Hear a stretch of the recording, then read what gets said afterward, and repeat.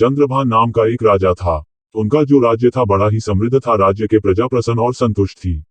उनका राज्य दिन दुगनी रात चौगुनी उन्नति कर रहा था। किसी तरह का कोई झगड़ा उस राज्य में नहीं होता था। सब मिलजुल कर हंसी खुशी से रहते थे। इस बड़े राज्य के बिल्कुल पड़ोस में एक छोटा राज्य था जहां कृष्णदेवराय नाम का राजा राज्य करता था। इस राज्य में आए दिन प्रजा के बीच क्लेश होते रहते थे। कोई भी इस राज्य में संतुष्ट नहीं था, यहाँ तक कि खुद राजा भी हमेशा चिंतित रहता था। कृष्णदेवराय अपने राज्य के हालत बदलना चाहता था। उसे अपने पड़ोसी राज्य के अच्छे हालात के बारे में पता था, इसलिए वह चंद्रभान से मिलकर उनकी खुशहाली का कारण जानना चाहता था। एक बार चंद्रभान से कृष्णदेवराय की मुलाकात तय हुई। चंद्रभान ने कृष्णदेवराय का स्वागत दिल खोलकर किया। भोजन करने के बाद चंद्रभान कृष्णदेवराय को अपने राज्य के सेट पर लेकर गया।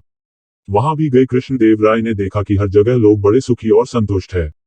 कृष्णदेवराय चंद्रभान की प्रशंसा करते हुए कहा, यह तो मानना पड़ेगा कि आपने अपनी प्रजा को बड़े सुख में रखा है और उनके बीच शायद कभी झगड़े होते भी हो गया नहीं। मेरा राज्य छोटा है, फिर भी आए दिन मेरी प्रजा में झगड़ा होता रहता है। मुझे समझ नहीं आता कि मैं क्या करूं जिससे मेरी प्रजा भी आपके राज्य की प्रजा की तरह सुखी और खुशहाल हो जाए। चंद्रभान मुस्कुराया और बोला, यह तो सच है, मेरी प्रजा खुशहाल तो है और यह सिर्फ मेरे 4 रक्षकों की वजह से हो पाया है। कृष्णदेवराय आश्चर्यचकित होकर बोला, आप क्या कह रहे हो? मेरे पास रक्षकों की पूरी फौज है और आप कह रहे हो कि आपके 4 रक्षकों की वजह से आपका राज्य इतना सुखी है, यह कैसे हो सकता है? चंद्रभान बोला, हाँ 4 रक्षक, लेकिन ये 4 रक्षक कोई सामान्य नहीं है, यह बड़े अद्भुत रक्षक है।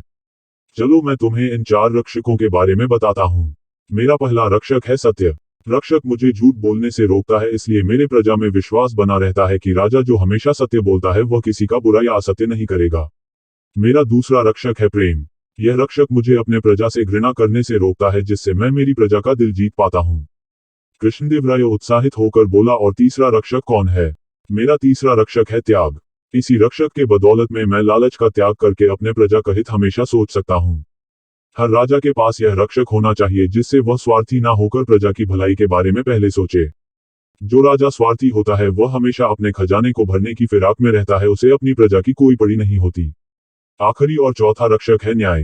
जब प्रजा को एक राजा पर यह भरोसा हो जाए कि राजा किसी के साथ अन्याय नहीं होने देते, तब प्रजा खुद भी न्यायसंगत व्यवहार करने लगती है। इस तरह मेरे ये 4 रक्षक मेरे पूरे राज्य को खुशहाल बनाए रखते हैं। कृष्णदेवराय को अब अच्छे से समझ में आ गया कि उसे अपने राज्य की परिस्थिति बदलने के लिए क्या करना होगा।